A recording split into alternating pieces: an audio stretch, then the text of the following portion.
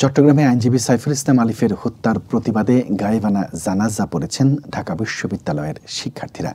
গায়েবানা জানাজার আগে বিশাল মিছিল নিয়ে পুরো ক্যাম্পাসে বিক্ষোভ মিছিল করেছে শিক্ষার্থীরা। মঙ্গলবার রাত 10টার দিকে ঢাকা বিশ্ববিদ্যালয়ের টিএসসি এলাকায় এ জানাজা অনুষ্ঠিত হয়। এর আগে রাত 9টার দিকে আইনজীবী সাইফুল ইসলাম আলিফের হত্যার প্রতিবাদে ঢাকা বিশ্ববিদ্যালয়ে বিক্ষোভ সমাবেশ করে শিক্ষার্থীরা। বিক্ষোভ মিছিলে কয়েক হাজার শিক্ষার্থী অংশগ্রহণ করে।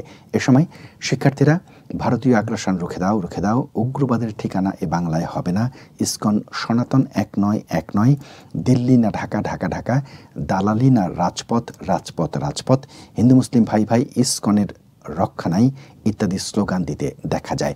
বিক্ষোভ সমাবেশে শিক্ষার্থীরা বলেন, চট্টগ্রামে আইনজীবী সাইফুল ইসলামকে হত্যা করে সাম্প্রদায়িক দাঙ্গা সৃষ্টি করছে। তারা সংখ্যালঘুর ট্যাগ নিয়ে সংখ্যাগুরুদের হত্যা করে যাচ্ছে। কেউ তাদের কিছু বলতে না পারলেও তারা তাদের জাত চেনাচ্ছে। এদেশে তারা সন্ত্রাসী কার্যক্রম চালিয়েই যাচ্ছে। প্রশাসনের কাছে হত্যার সুষ্ঠু বিচারের দাবি জানান শিক্ষার্থীরা।